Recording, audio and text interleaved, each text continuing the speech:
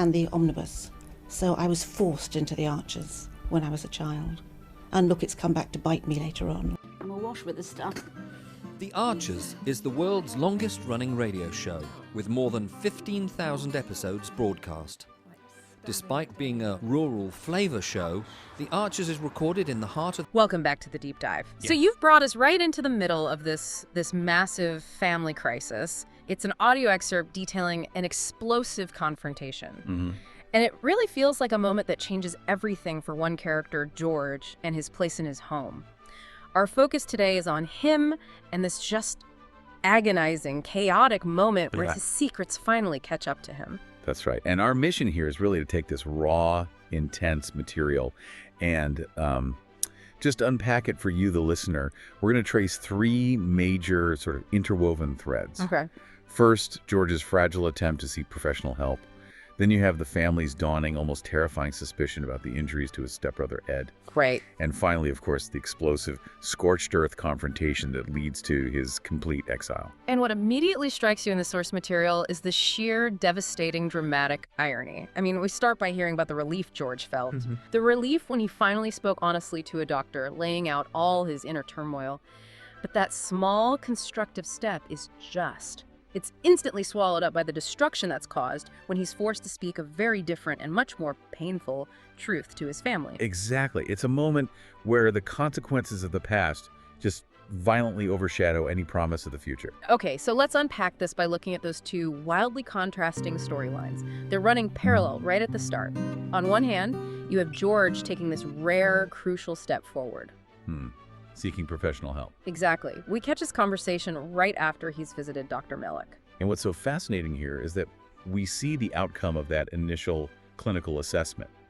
George has been referred to counseling because, as he puts it, the doctor agreed he had a lot of bad stuff going on in my head. He even details the questions he was asked, right? The doctor covers the basics, like how he was sleeping and whether he ever felt hopeless or depressed.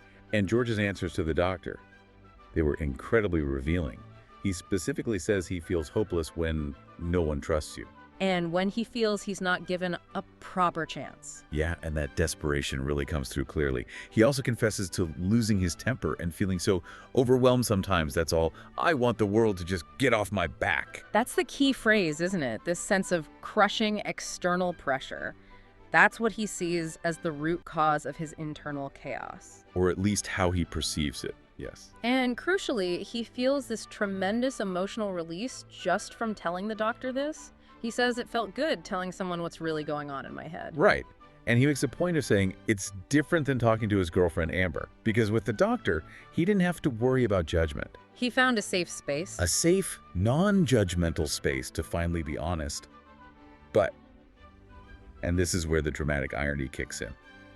While George is starting this path toward mental health treatment, the whole process is moving pretty slowly. Right. He says the counseling won't be too long, but then he admits it'll be a while before he gets his first session. Exactly.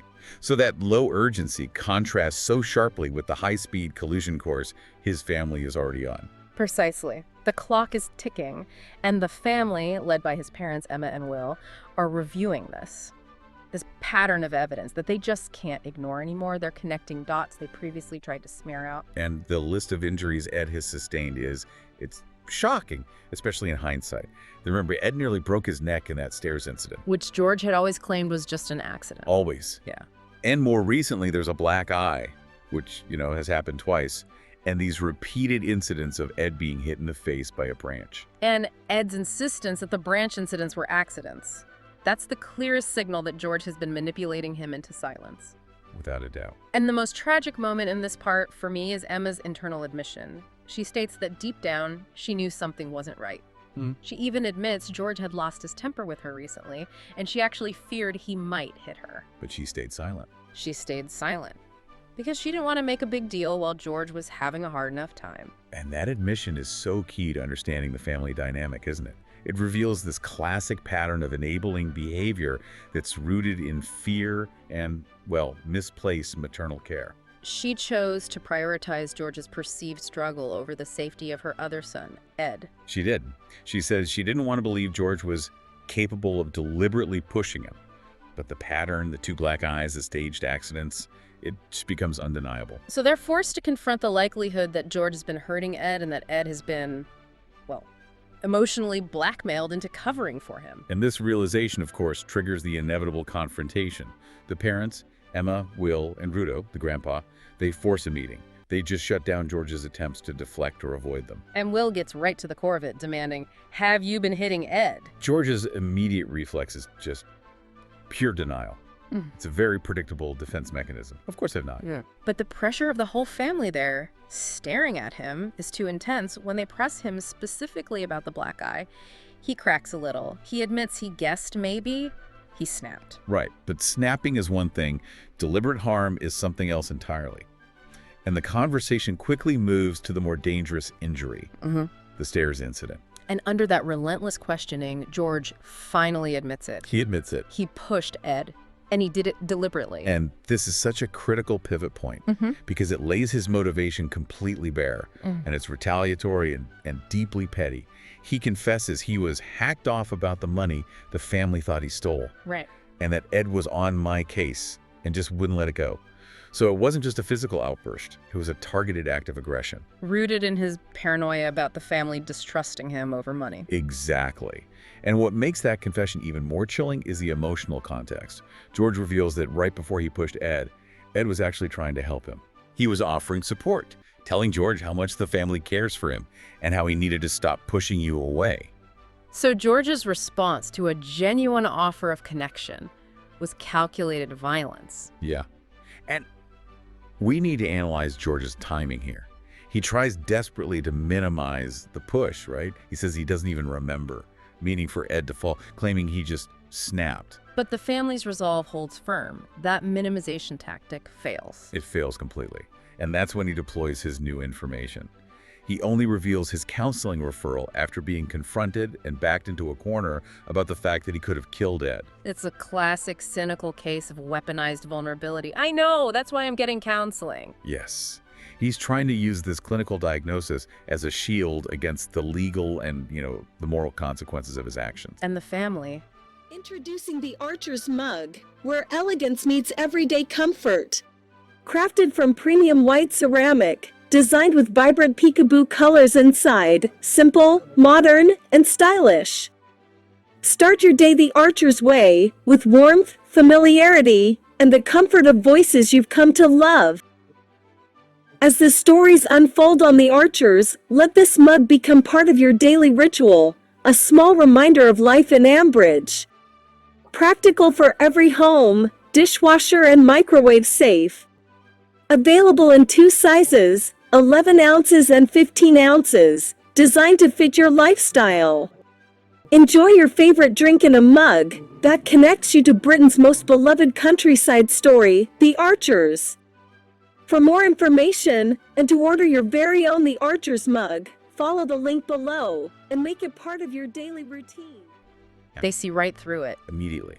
The shock, counseling, since when, is followed right away by this profound skepticism. They say they've been hearing that story about him sorting himself out for a very long time. And nothing has changed. And nothing has changed. Emma really drives this point home, connecting his current emotional blackmail to this clear pattern of past manipulation.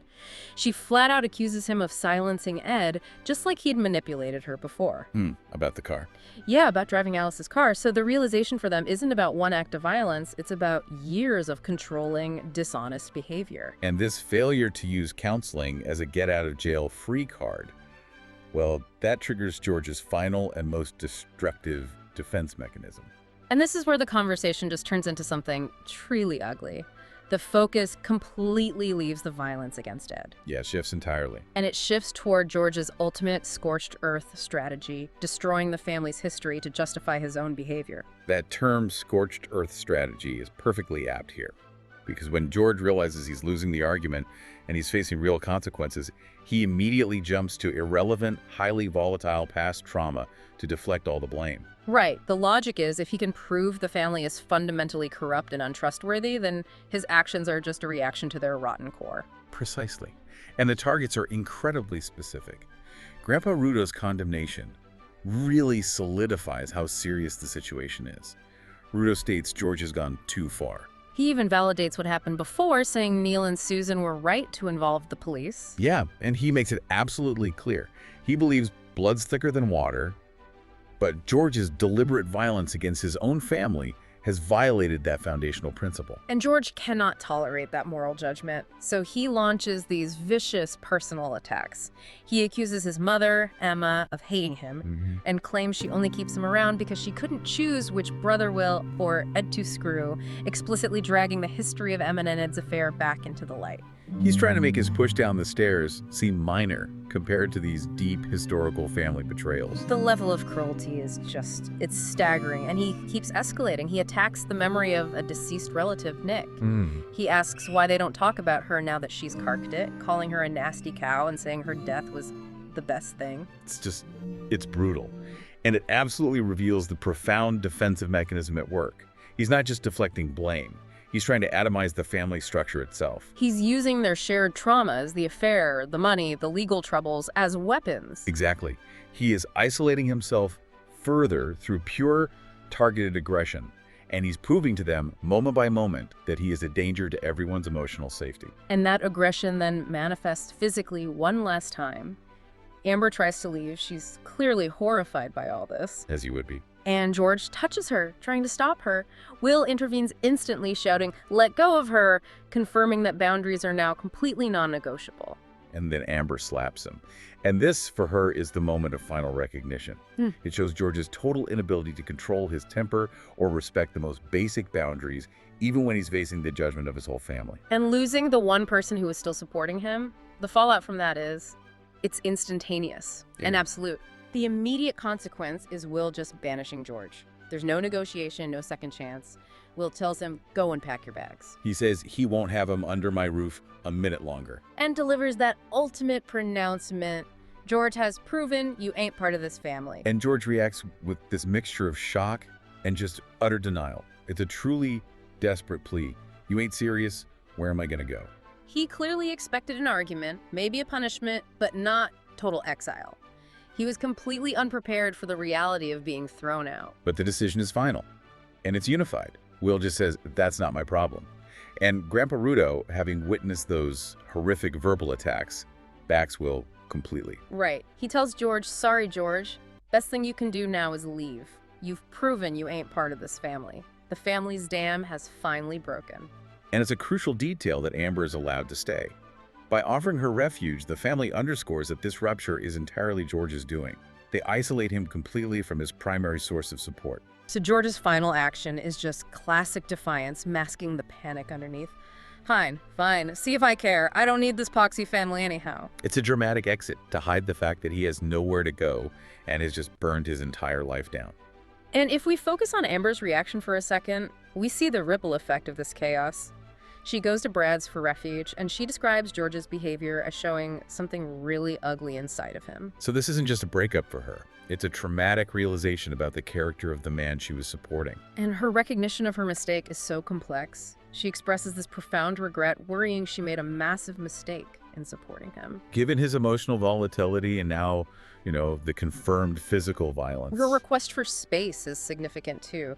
She specifically asks to stay at Brad's because she needs somewhere I can think. So George's immediate exile is compounded by the emotional exile from the one person who previously believed in his capacity for change. The family's intervention forced her to finally see the pattern. The pattern that George had been hiding and manipulating. So what does this all mean? Our deep dive reveals this catastrophic collision. George initiates a genuine clinical path toward mental health treatment at the exact same time that years of his violent actions and emotional manipulation are exposed. Right. That small, fragile bit of progress he made with the doctor was immediately eclipsed by the necessary consequences of his past behavior. The material shows this tragic sequence where his moment of clinical honesty with Dr. Malik was instantly overshadowed by the confrontation, the exile, and the utter loss of his family support system. Yeah, the family reached their breaking point before his therapeutic journey could even truly begin. And, they were right to protect Ed. The manipulation was just too deep to ignore any longer. It's clear they chose safety and self-preservation over the hope of George turning things around inside their home. And this raises a really important question, something for you, the listener, to mull over. George was successfully referred to counseling because he felt comfortable being fully honest with the doctor. He showed a capacity for truth in that clinical setting. In that one specific setting. Right. But now that he has been completely cut off from his family, removed from the toxic pressure that fueled his rage, but also removed from any familial structure or support, which environment will ultimately hold more sway over his future behavior? The therapeutic space he needs to enter, or the harsh, lonely reality of total exile? Exactly. It's a tough one. The honesty he found in the doctor's office is now being tested by the isolation he created through his own actions. Thank you for diving deep into this intensely dramatic material with us. We'll see you next time. So, what are you doing now? Just getting ready for the next episode. Just And, moving mics around. So, what do you do? I do the spot effects on the arches. Any Are you what we movements call Foley then? and- kind of. Yep. Okay. And these are all part of the paraphernalia of production. Yep. That's the bull bar. This one. Yep. That's. Haley so wanted to be in their own place when their baby came. It's due in 2 months. Not much chance of that now. No. I mean, it would have been a stretch for them financially, mind, but I just wish there was something practical I could do to help them, Caroline. I think The Archers has had this immense popularity over the years, basically because it has always very accurately reflected the reality of life and living in a rural community at whatever